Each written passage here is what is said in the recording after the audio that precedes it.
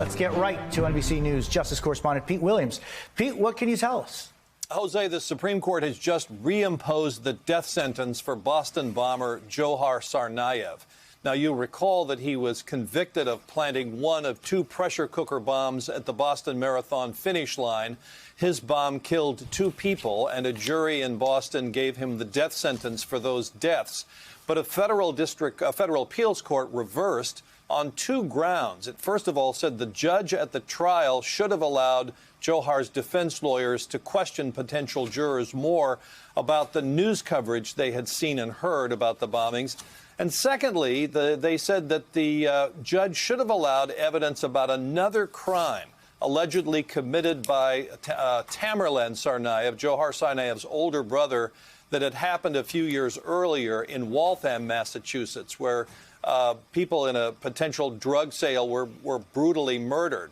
And the defense said that evidence should have been allowed at the trial to show that the older brother held such sway over the younger Tsarnaev, but the judge did not allow it. And that was one of the two grounds on which the appeals court said that there should be a new sentencing. But today, the Supreme Court, by a vote of 6-3, rejected that ruling and reimposed the death sentence. The dissenters, led by Stephen Breyer, said that the trial judge should have allowed the evidence of that other crime because, of course, the defense had argued that the older brother basically was the mastermind of the operation and the younger brother was cowed by him.